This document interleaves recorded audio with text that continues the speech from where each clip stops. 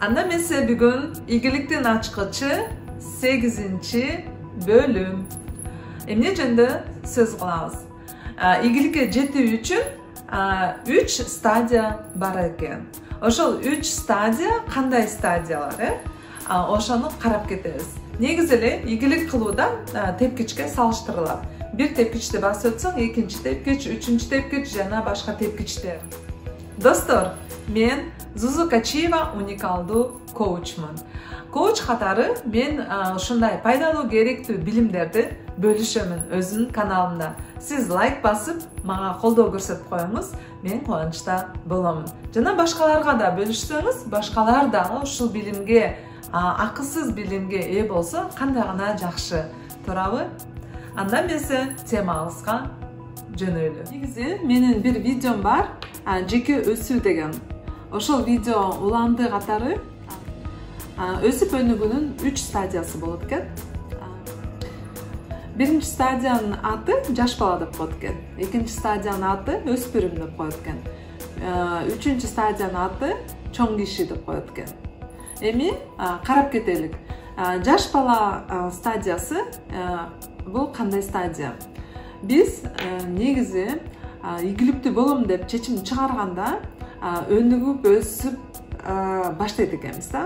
Көп суроолорго жооп издеп, баарына суроо берип, же бул бизнести баштасамбы, же бул тармакты таанып билсемби, же дагы бир жаңы нерсе ойлоп тапсамбы деген суроолору бар болгондуктан жаш баладай болуп толтура эмнеге деген суроолор менен жашайт экен.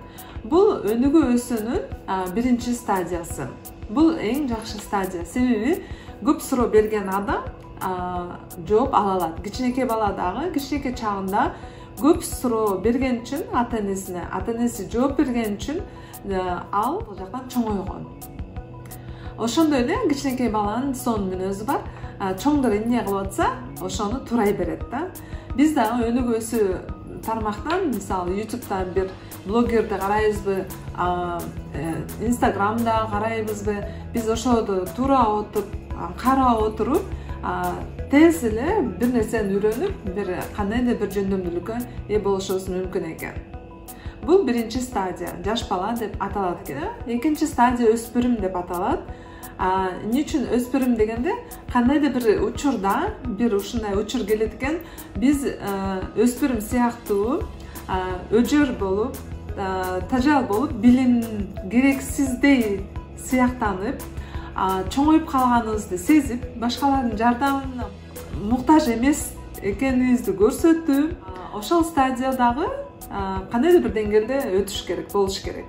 Бул стадияны өтмөйүн жаш баладан тез эле чоң киши пайда болбойт. Өспүрүм курактагы бар, Тилекке каршы ошондой өспүрүм стадиясында көпчүлүк буга чейинки кылган ийгилигине эле ыраазы болуп, ошону эле карап туруп алат экен да.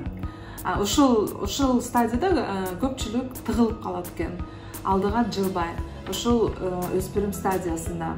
Ошондуктан аз эле пайыз адамдар ийгиликтүү болот, калгандары болсо башкаларды карап жашашат. Ал эми эмне үчүн зыян ушул стадияда тыгылып калган? Себеби ушул өспүрүм чакка чейин эмне алып келди? Кандайча ушул ийгиликке жетти?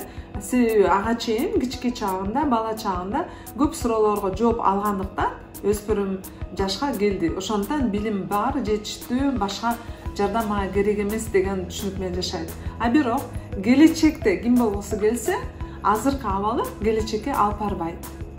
Ошондуктан ушул жерде өспүрүм стадияда башкалардын кеңешин угуп, момундук менен кабыл алып, акырындап ушул стадиядан өтүп, жылып жөнөш керек. Кеңеш берсе кабыл алып, кааласаңыз аткарасыз, каалабасаңыз аткарбайсыз. Бул сиздин тандоо эркиндигиңиз. Качан бир убакта бир пайдасы тийип калышы мүмкүн. Ошентип өспүрүм стадиясы бүтүп, анан чоң киши стадиясы. Чоң киши стадиясы болсо, бул кайрадан биз өзүбүздүн өнүгүү өсүү тармагыбызга көңүл буруп баштайт экенбиз. Кайрадан мурун калган билимибиз жетишсиз деген түшүнүккө ээ боло баштайт экен. Жашоо шартка, жагдайга, кыйынчылыкка башкача көз карашта болуп, дагы билим керек экен, дагы тажрыйба керек экен деген стадияда болуп калабыз. Бул эң сонун стадия, эң туура стадия. Себеби орустарда бир жакшы сөз бар, век живи, век учись деген. Чындап эле биз чоң болобузбу, кичине болобузбу, өспүрүм болобузбу, бизге билим ар дайым керек. Ар дайым биз муктажбыз. Себеби дүйнө ошончалык тездик менен өзгөрүп атат, заманбап тездик менен келип атат. Биз ушул дүйнөдө артта калбаш үчүн, ушу заманбаптын цивилизациясын, технологиясын колдонуу үчүн биз дагы билим алып, биз дагы өсүп турушубуз керек.